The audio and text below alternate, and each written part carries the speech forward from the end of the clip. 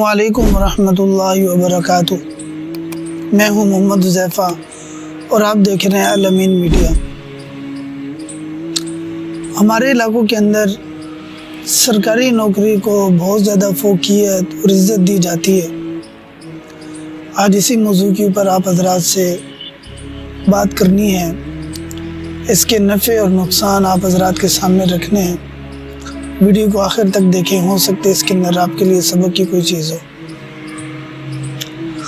हमारे इलाक़ों के अंदर सरकारी नौकरी को बहुत ज़्यादा फ़ौक़ियत दी जाती है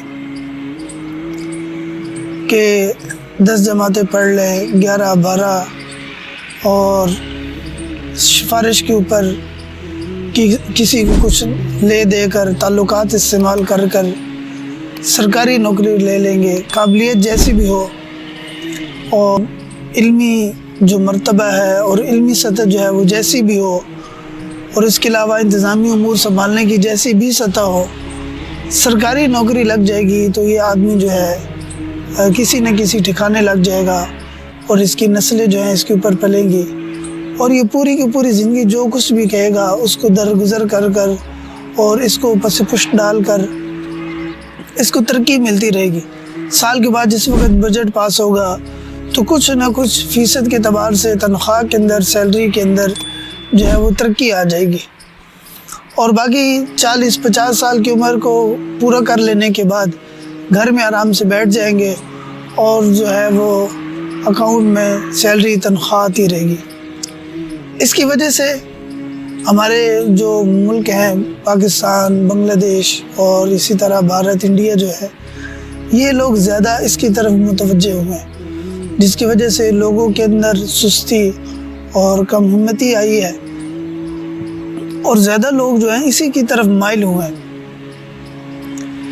और ये जो है इसको छोड़ने की वजह से यानी कि इसको ज़्यादा पकड़ने की वजह से और तिजारत को, बिज़नेस को छोड़ने की वजह से जो मुलाजमत है उसको ज़्यादा मिली है। अब जो इस वक्त माहौल बन चुका है कि सरकारी मुलाजिम बनने वाले और सरकारी नौकर बनने वाले जो हैं वो ज़्यादा है, उनकी तादाद ज़्यादा है और अमली तौर के ऊपर काम करने वालों की तादाद जो है वो कम है या उसके ऊपर कोई रिस्क लेने के लिए तैयार नहीं है।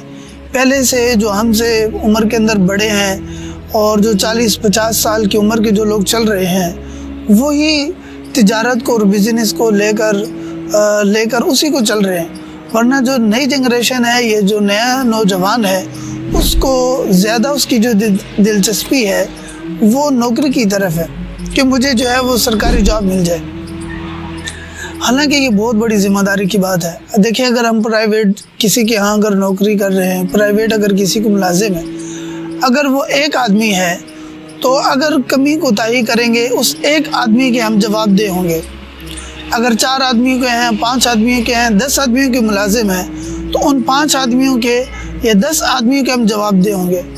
लेकिन अगर सरकारी नौकरी की तरफ आ जाए तो लाखों और करोड़ों लोगों के हम मुलाजिम होंगे कि जिनको जवाब देना हमारी दस्तरस में और हमारी कुव्वत के अंदर नहीं। इसलिए ये बहुत बड़ी अमानत है और इसको अदा करना बहुत ज़्यादा मुश्किल है।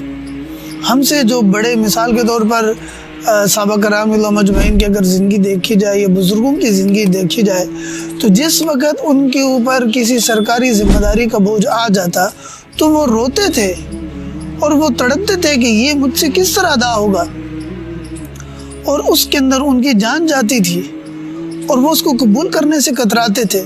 इमाम अबू हनीफा रहमतुल्लाह अलैह, उनको सरकारी जज मुलाजिम किया जा रहा है लेकिन वो उसको कबूल नहीं कर रहे हैं। उसके ऊपर उनको जो है वो सज़ा हो गई है, उस सज़ा को बर्दाश्त कर लिया लेकिन इस सरकारी मुलाजमत को जो है वो बर्दाश्त नहीं किया। तो इसलिए मेरे दोस्तों, मुलाजमत तो कहीं की भी अच्छी नहीं है लेकिन सरकारी मुलाजमत हाँ ज़रूरत है तो इदारों को जो मतलूब हो वो ले सकते हैं, लेकिन सब ही इसी इंतज़ार के अंदर बैठ जाए कि मैं सरकारी मुलाजिम लगूँगा और मेरी जो जॉब होगी वो मेरी सरकारी होगी, पूरी कौम ही इस इंतज़ार के अंदर बैठ जाए तो ये जो है ये नुकसान की चीज़ है। जो मेरिट के ऊपर आए और जिसकी ज़रूरत हो वो तो जा सकता है, लेकिन जिसके अंदर काबिलियत ही नहीं है और वो इस इंतज़ार के अंदर बैठ जाए کہ مجھے جو ہے وہ ملازمت ملے گی اور میں اس ملازمت کے لیے بیٹھوں گا، تو یہ ٹھیک نہیں ہے۔ اور اسلام کے اندر جہاں کہیں بھی کمائی کا اور جو ہے سرمایہ کا کہیں بھی ذکر ہے تو وہ ضرور بے ضرور تجارت کے ساتھ اور ملازمت کے ساتھ ہے۔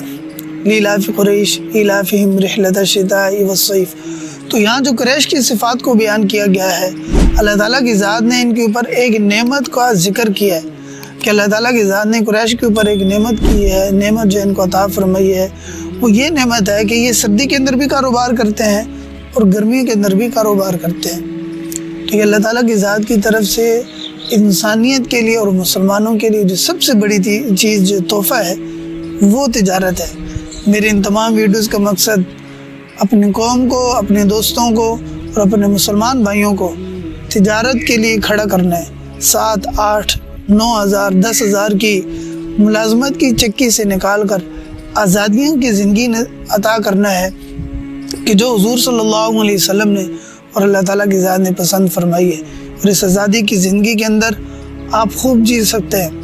اسلام آزاد ہو سکتا ہے، مسلمان مضبوط ہو سکتا ہے، اسلام کو قوت مل سکتی ہے۔ آپ اگرچہ مجھ سے بڑے ہوں، میرے ہم عمر ہوں، لیکن میری اس بات کو آپ تسلیم کریں کہ اللہ تعالیٰ کی ذات نے برکتیں اور ترقیاں تجارت کے اندر رکھی ہیں۔ اللہ تعالیٰ کی ذات ہمیں پاکیزہ تجارت نصیب فرمائے۔ جو ہمارے بھائی تجارت کر رہے ہیں، اللہ تعالیٰ کی ذات ان کو حوصلہ، استقامت، صبر اور ترقیاں نصیب فرمائے، تاکہ آئندہ آنے والی جو نسلیں ہیں وہ ہماری مضبوط تجارت کے اوپر کھڑی ہوں اور ہمارے ملک اور ہمارا اسلام مضبوط ہو سکے۔ میری ان باتوں سے ضرور آپ کو اتفاق ہوگا۔ اگر میری کہیں پر کمی ہو اور میں صحیح طور پر اگر آپ کے سامنے بیان نہ کر سکوں، آپ کمنٹ کے اندر ضرور میری رہنمائی فرمائیں، تاکہ مزید میں اچھی طریقے کے ساتھ آپ حضرات کے سامنے اچھا مواد پیش کر سکوں۔ السلام علیکم ورحمۃ اللہ وبرکاتہ۔